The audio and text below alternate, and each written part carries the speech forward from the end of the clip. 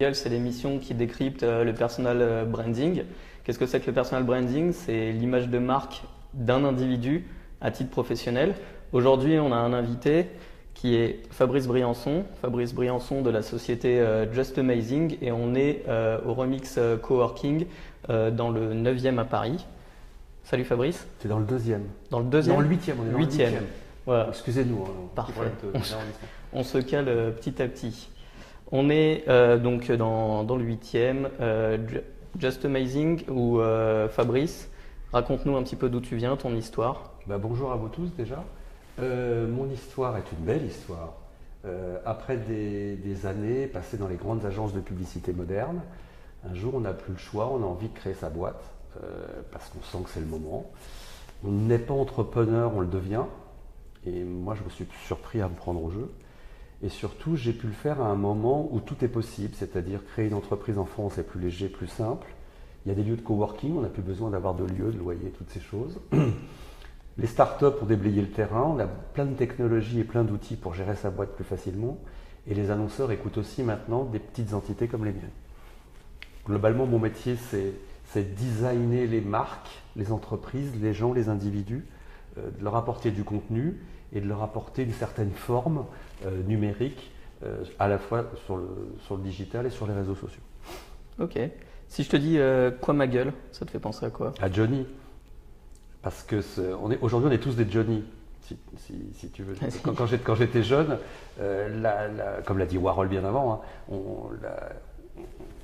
il y avait ceux qui étaient dans les médias et les autres. Et tu étais dans les médias quand tu étais un homme politique, un artiste, etc.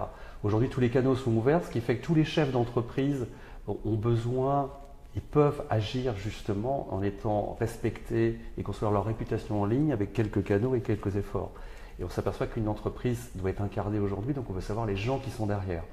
Du coup, chaque chef d'entreprise doit être un petit Johnny à sa façon, c'est-à-dire sans dépenser d'argent, enfin très peu, il peut exister et montrer la mission et la valeur de sa boîte. On parle d'un côté de Johnny, qui est de notoriété publique en France, même à l'étranger, et de l'autre côté, on a des chefs d'entreprise. Est-ce que les deux doivent communiquer? Et si oui, de la même façon, est-ce qu'il y a des différences? La grosse différence, c'est que Johnny, c'est l'absence lui qui gère plus qu'autre chose. En étant peu là, du coup, il est vachement reconnu, donc il gère mieux ça qu'avant. C'est-à-dire qu'un disque tous les ans, des tournées, des couverts de Paris Match, mais extrêmement peu de réseaux sociaux, puisque c'est quelqu'un d'extrêmement populaire dans la France profonde. Il n'a pas vraiment besoin d'être surexposé comme les jeunes artistes. Donc ça dépend de son public aussi. Un chef d'entreprise, c'est différent. Il a maintenant des canaux. Alors il n'a pas accès à TF1, le chef d'entreprise, mais peut-être à BFM, déjà, donc il y a plus de chaînes qu'avant. Et surtout, il a accès à LinkedIn, il a accès à Twitter, il a accès à son Facebook, donc il a accès à plein de canaux où il peut parler, lui et ses salariés, aux gens. Et tout dépend de son objectif et de sa volonté, de la notoriété de sa boîte, si elle est nouvelle ou s'il va la créer, mais il peut bénéficier de ça. Ok. Aujourd'hui, il y a beaucoup de dirigeants d'entreprises qui ont des profils LinkedIn où ils sont présents, mais il ne se passe rien dessus. Est-ce qu'on a un problème aujourd'hui en France d'ego? Est-ce qu'on a un problème de communication personnelle, ou c'est quelque chose finalement d'assez naturel d'être présent mais de ne pas faire grand-chose? C'est une catastrophe nationale. Nos enfants seront mieux aguerris à ça parce qu'ils font plus d'oral à l'école, plus d'anglais, plus de vidéos, puis ils ont l'habitude de faire des selfies. Donc ils ont une estime d'eux, bizarrement, qu'ils ont construit tout seuls, en se méfiant des technologies et des datas, justement. Notre génération à nous, c'est une catastrophe. Quand on va aux États-Unis et qu'on voit la facilité avec laquelle les gens parlent à la télé ou parlent en public, effectivement, le théâtre fait partie, et la scénarisation d'eux-mêmes fait partie de leur culture.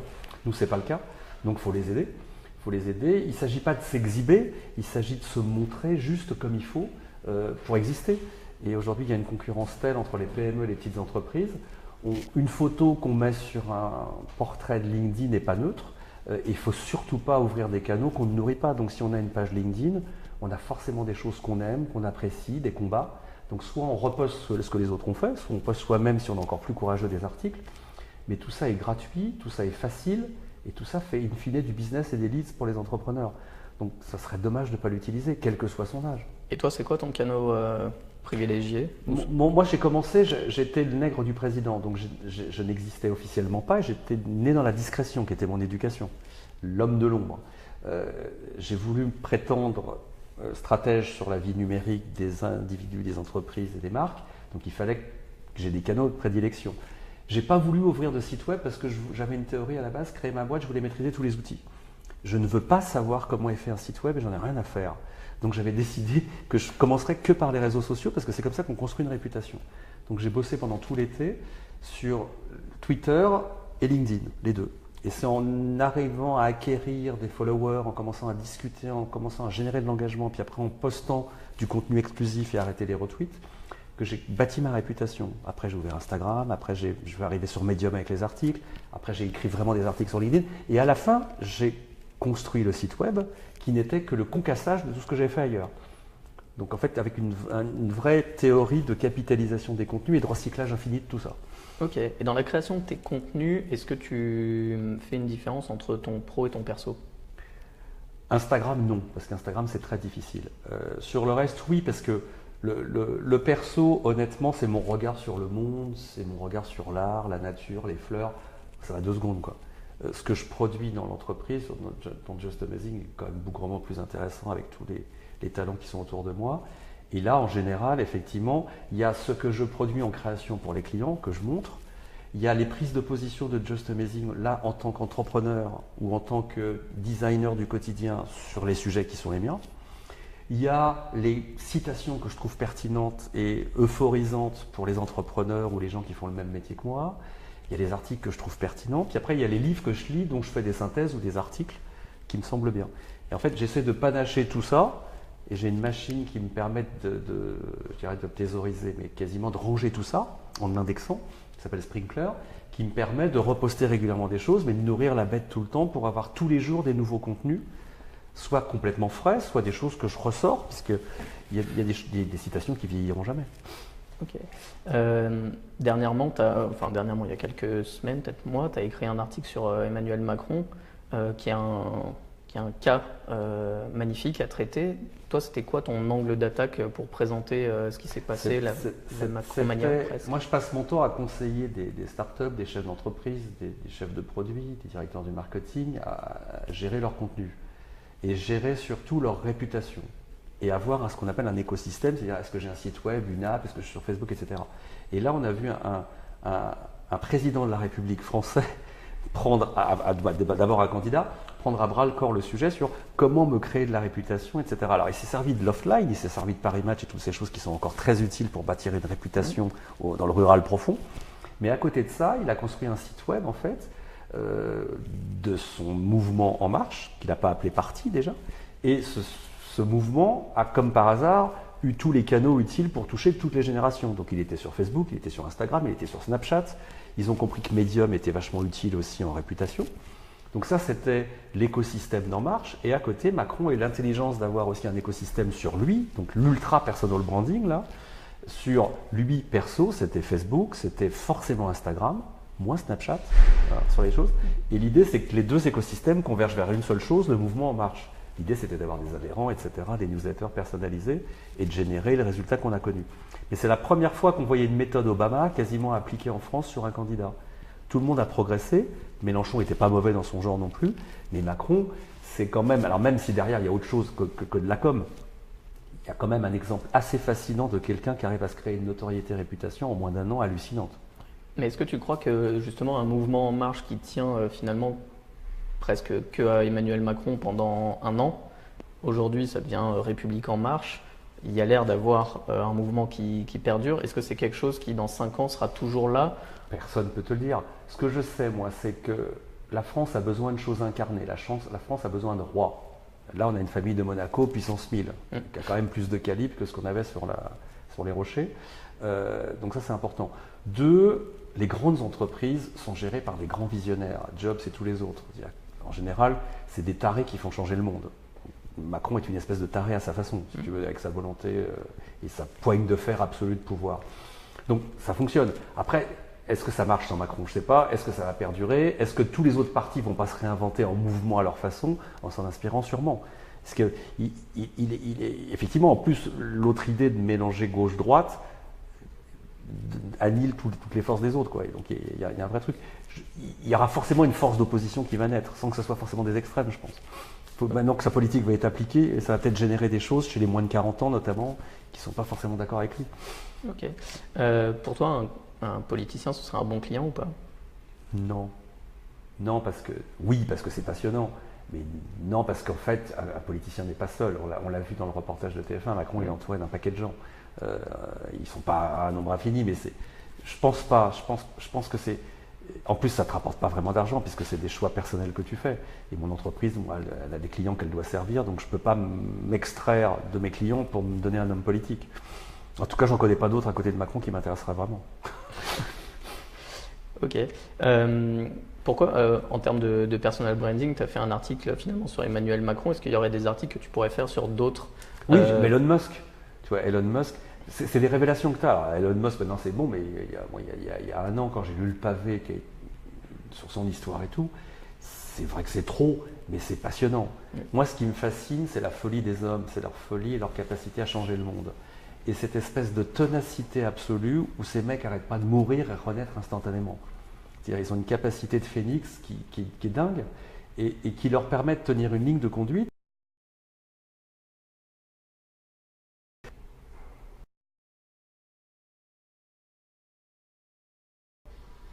Je regarde juste où est-ce que tu t'es arrêté, parce que là ça tourne encore. Et là c'est reparti. C'est reparti là, c'est permettre de tenir une ligne de conduite. Et ça coupe ici. Ouais, ouais. On entend dire que c'est arrêté, donc là je vais rattaquer. Ok, bon a priori on a été coupé, donc on devrait être à nouveau en direct. On fera peut-être un petit montage vidéo. C'est les aléas aussi. C'est aussi les aléas du direct. Bon, on va reprendre un tout petit peu où j'en étais sur ma question. On disait, tu as bossé 25 ans en entreprise et depuis 2 ans tu t'es lancé. Qu'est-ce que s'il y a un mot qui définirait en fait ces 2 dernières années pour toi déjà, c'est quoi? Un mot, c'est dur un mot. La croyance. C'est-à-dire que tu crois en toi, tu crois en ce que tu vends, tu crois En fait, tu crois tout. Tu doutes de rien. Ouais, tu n'as plus le choix, donc tu es obligé de croire. Mais effectivement, après, c'est comme si tu étais un rock. Tu crois tellement en tout ce que tu dis, ce que tu fais, tu as déjà des premières preuves de clients qui viennent et tu fais des choses qui fonctionnent bien. Ce qui fait que tu es dans une espèce de roue sans fin. Tu as des doutes, mais c'est des doutes légers, c'est des doutes sur de l'exécution créative, c'est pas des doutes graves. Mais tu as une conviction profonde et tu la tiens. Donc c'est vraiment la croyance que tu peux apporter ta petite brique. Moi, mon but, c'est de rendre le monde plus beau. Donc ma croyance, elle est là. Tu repartirais en entreprise? Jamais. Jamais, parce que, tu disais tout à l'heure, tu deviens entrepreneur, tu ne sais pas que tu l'es. C'est déjà une bonne surprise dans la vie. C'est hallucinant quand même. Ça nous arrive assez peu dans la vie de découvrir des choses hallucinantes sur nous-mêmes. Moi, j'y prends un plaisir dingue. Gérer la banque, les machins, la tête, tout ça, c'est un plaisir, c'est pas un problème. C'est pas un problème. Après, tu t'organises pour que les tâches répétitives soient moins. Mais ça te fait une vie augmentée. Moi, j'ai carrément le sentiment d'avoir une vie augmentée. J'ai la vie d'avant qui était déjà cool, mais elle est augmentée parce que je rencontre plus de gens, je fais plus de trucs, je suis plus reconnu, je suis plus libre. Donc j'ai vraiment une vie augmentée. En prenant aussi mon vécu, je dirais que tu as une croyance, pas une croyance, pardon, une conscience de beaucoup plus de choses. C'est-à-dire que tu as conscience, par exemple, de ton salaire. Quand tu es salarié dans une entreprise, tu n'as pas forcément conscience de toutes les charges qu'il va y avoir à côté, que ton bureau il vaut 300 balles, que tu as une chaise, que tu as Internet, etc. Et surtout, une facture pas payée, c'est un drame. Exactement. Et une facture pas payée, ça ne doit pas exister. Donc effectivement, tu es juste conscient et extrêmement lucide sur la précarité d'une entreprise. La trésorerie est une obsession. C'est très important la trésorerie. Puis on m'a tellement dit qu'ils avaient tous déposé leur bilan avec ça. Effectivement, et tu comprends très vite pourquoi, c'est pas très compliqué. Hein. Ce que j'ai découvert, c'est qu'une entreprise, c'est quand même très simple et ultra binaire. Donc, et quand tu as un esprit pas trop déstructuré et que tu es un peu rigoureux, c'est bon, tu peux y aller. Si tu n'es pas rigoureux, tu te mets 2, il y en a un des 2 qui est rigoureux. Donc, il faut vraiment faire attention à l'idée de l'entreprise est importante, mais la gestion de l'entreprise est tout aussi importante. Alors que c'est pas noble la gestion de l'entreprise, mais c'est fondamental. Sans ça, elle ne dure pas. C'est ça qui fait vivre au quotidien. Exactement. Fabrice, dans 5 ans, c'est qui? C'est quoi? C'est comment? Je ne sais pas et c'est vachement bien que je ne sache pas. Le futur n'existe plus. Ça aussi, c'est l'autre conséquence, c'est que le futur n'existe plus. Il n'existe plus parce qu'on est en train de vivre au présent ou il n'existe plus parce qu'on ne l'imagine pas? Parce que, moi d'abord, je vis plus au présent. Et j'arrive beaucoup plus à vivre les moments présents et aller à fond dans les moments présents parce que c'est en fouillant les moments présents que tu fais des choses. Le futur, c'est que des angoisses, c'est que des questions parfois existentielles. Tu peux te projeter. Moi, effectivement, je lance plein de balles pour des trucs de demain, des rendez-vous de demain, des choses avec des gens avec lesquels je ferai un truc demain. Mais là, c'est ton relationnel quotidien où tu lances des pistes. Mais c'est tout. Je ne prévois pas de chiffre d'affaires sur 5 ans, je prévois rien, mais rien. Ça ne sert à rien. Ça n'a pas de sens.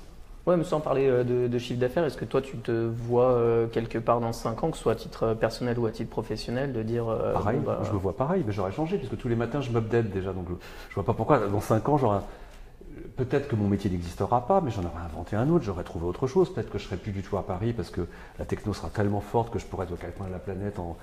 Je ne sais pas. C'est ça qui est bien. Et je ne veux pas savoir parce que tu saisis juste des opportunités en te disant il va falloir que je fasse attention parce que ce métier-là, je le ferai moins demain. On sent bien que les réseaux sociaux deviennent de plus en plus complexes, par exemple, et que des gens indépendants comme moi ont de plus en plus de mal à les gérer en direct. Parce que pour les marques, les entreprises, ça va devenir des usines à gaz connectées à de la data et plein de choses comme ça. Donc il est évident que moi, je ne serai plus dans la course. Mais c'est pas grave. Je me recentrerai sur le design, sur les choses créatives, les contenus.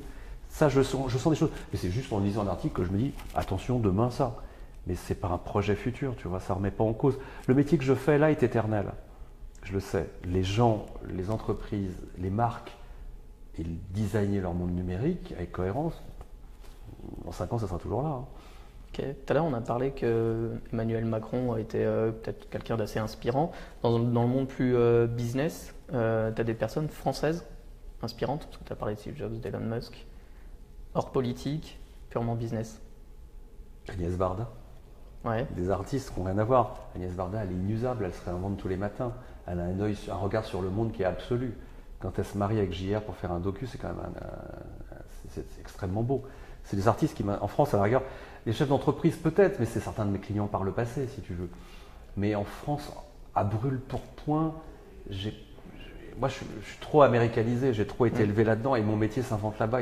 Ici, il n'y a pas de trucs vraiment qui me font vibrer, quoi. Je dis que de la presse américaine, tu vois. C'est pas bien. C'est pas bien. Après, ça veut dire qu'il nous manque quelque chose. Il y a peu de mentors ici. Il y a peu de mentors français. Si, Petit Web, tu vois. Petit Web, tous les lundis matins, ils font un boulot de journaliste magnifique. Ouais, mais c'est une inspiration, c'est une newsletter hebdo qui est géniale, qui arrive tous les lundis midi. C'est hyper cool. Maintenant, c'est pas. Enfin, si, il y a Geneviève Petit derrière, c'est sympa. C'est un regard sur le monde. Avec Benoît, et je les connais en plus, moi je les ai rencontrés plusieurs fois. C'est un regard sur le monde et une volonté de transparence et de refaire du journaliste sur un métier qui avait été complètement glorifié, quoi. Mais là, encore une fois, tu vois, c'est comme si on disait Apple est inspirant, certes, mais c'est Steve Jobs qui a donné toute l'essence même. Tu parles de gens. Geneviève et son équipe, c'est une façon de voir le monde et notre business qui est la plus juste par rapport à. Honnêtement, c'est la seule chose française que je lis, que je dévore.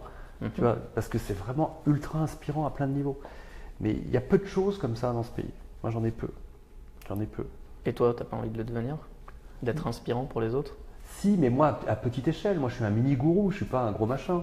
Mais après, tu apprends une chose dans la vie que j'ai appris, moi, que j'ai senti récemment, c'est que c'est par le partage que tu transcendes, que tu progresses. C'est-à-dire en travaillant avec les autres, en aidant les autres, tu avances 10 000 fois plus vite que tout seul, si tu veux. Donc ça, c'est super important. Donc moi, humblement, je partage ce que je sais avec effectivement, sentir si les gens sont vraiment des chefs d'entreprise, parce que souvent, il y a le mirage du chef d'entreprise en ce moment. Il faut faire super attention. Tout le monde n'est pas entrepreneur. Moi, j'en ai vu plusieurs arrêter. Et c'est vachement intéressant de comprendre pourquoi ils ne le sont pas. Donc aider les gens à définir s'ils le sont. Si je sens qu'ils peuvent l'être, les pousser comme je peux. À prendre des risques, etc. Et j'ai quelques cas autour de moi, ça va être magnifique de voir la suite, quoi. Et après, aider des gens qui ont des super idées, mais qui sont super mal en point, parce que c'est mal boutiqué, comme on dit, c'est mal designé, l'écosystème n'est pas le bon, ils ont une mauvaise organisation, alors que l'idée, elle est magnifique. Donc ça vaut le coup de les aider tous, tu vois, à ce niveau-là. Mais c'est à ce niveau-là, moi. À la rigueur, je fais quelques keynotes avec les gens de Sprinkler sur des sujets que je connais bien, mais c'est 2-3 fois par an, quoi. Okay. C'est quoi le sujet que tu aimerais bien aborder dans les prochains mois? Les prochains mois,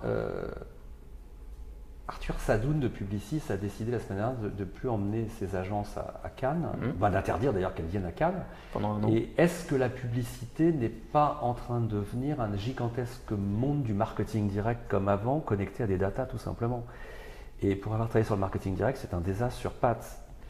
Est-ce que l'efficacité que le digital nous permet maintenant ne nous entraîne pas dans un ravin gigantesque où on va recevoir des mailings American Express tout le temps, mais par mail, quoi. Je me suis posé la question quand j'ai vu en fait cette presque dépêche où on entend que Publicis sera plus présent. Et ma première réflexion, ça a été de me dire, ils vont se recentrer sur leurs clients parce qu'en fait, ils vont simplement chercher les awards. Et il y a tellement aujourd'hui de concours que les entreprises vont chercher finalement les business angels, les entreprises vont chercher les récompenses, les reconnaissances, etc. Ouais. Et finalement, elles travaillent plus pour ça que pour aller chercher leurs clients et satisfaire leurs clients. Cela dit, Publicis a pas mal de clients et les sert plutôt bien. En même temps, Publicis avec beaucoup moins de prix que les autres agences françaises, donc ça explique aussi cela. Mais l'intelligence artificielle avec l'outil Marcel en question, je demande à voir. C'est quand même Cannes, on en pense qu'on en veut, c'est le festival de la créativité, c'est quand même quelque chose de profondément important aujourd'hui. Mais on se demande si c'est pas la fin d'un monde, quoi. Et si demain, la publicité sera plus un spectacle, mais des boutons d'efficacité absolue. Et j'ai pas de nostalgie, mais je viens de là quand même. Et il y a eu des grandes choses. Donc tu peux te dire, je pense encore que on le voit avec Apple quand même, le design, les choses bien faites et belles peuvent être aussi très efficaces. Ce que je crains, c'est qu'on mesure l'efficacité, en fait, on part de l'efficacité pour remonter à la création, alors qu'il faudrait garder la création. C'est un sujet passionnant, ça. Je ne sais pas comment, on aura la réponse dans quelques années, hein. Mais il va se passer quelque chose. Effectivement, ce n'est pas neutre s'il a pris cette décision en plein Cannes. Ok. Lors de ma dernière conférence de mon TEDx, le titre était assez simple, c'était L'homme est un produit comme un autre. Ça t'évoque quoi? C'est vrai, mais il ne faut pas dire produit. En fait, l'être, on a inventé des produits. Maintenant, il faut revenir à la chose, on est juste des humains qui habitons 7 milliards sur cette terre. On doit communiquer, on a des outils formidables pour communiquer. Il se trouve que par le passé, les médias se finançaient que par la publicité, donc c'est des produits qui utilisaient ces canaux. Aujourd'hui, tous les humains du monde peuvent s'exprimer partout. Ils peuvent écrire des livres en auto-édition, enfin, à tous les niveaux. Donc on n'est pas des produits, on a simplement une capacité de communiquer avec le monde entier qu'on n'a jamais eu de notre histoire. Donc c'est un moment magnifique. Tout le monde ne veut pas le faire, tout le monde ne peut pas le faire, mais ça donne des opportunités du coup d'être des petits géants, chacun de nous. Des petits géants, ça veut dire de pouvoir vivre de notre propre passion et de la diffuser dans le monde entier. Donc c'est magnifique, tu vois. Mais il ne faut pas ramener ça au produit parce qu'on le voit, quand on travaille sur un humain, ce n'est pas tout à fait les mêmes variables, c'est pas les mêmes, on n'écrit pas une stratégie pour un humain comme un produit. La preuve, ce qu'on a fait tout à l'heure comme travail ensemble, c'est 10 fois plus prolifique que sur une marque. Une marque, elle est figée, elle est iconique, elle est dans ses propres valeurs qui ont été bâties par des marketeurs et des marketeurs, alors qu'un humain est absolument vivant et change tous les matins. Yes. C'est beaucoup plus passionnant de travailler sur un homme que sur un produit, peut-être. Donc c'est pour ça que l'homme n'est pas un produit.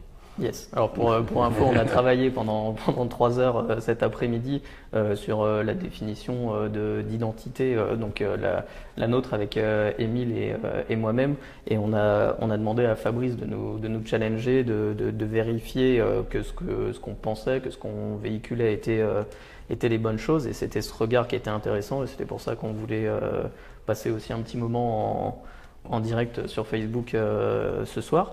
Déjà, merci encore une fois de nous avoir accompagnés un petit peu cet après-midi et puis surtout d'avoir pris le temps de parler avec nous ce soir. La vie perso est souvent très importante dans le digital. La limite est souvent très complexe. On le voit au quotidien avec nos clients, avec toi. Également avec nous tous les jours. Dans quelques instants, la vie perso va prendre le dessus. Pour terminer, merci à vous. Je vais passer une bonne journée avec vous. Donc tu vois, les clients, ça rend intelligent, ça te fait avancer. C'est ça qui est très intéressant dans notre métier. Un produit te fait moins avancer. Mes clients me font avancer, mais ce n'est pas leur produit qui me fait avancer, c'est eux, c'est leur réaction. Et quand on travaille sur du personnel comme des chefs d'entreprise comme vous deux, c'est extrêmement intéressant parce que du coup, tu vas loin. Eh ben merci. Merci beaucoup. Merci à Émile qui était derrière, qui nous a fait la technique, la technique, régie son, régie, tout ça. Et puis merci à vous de nous avoir suivis pour ce Facebook Live.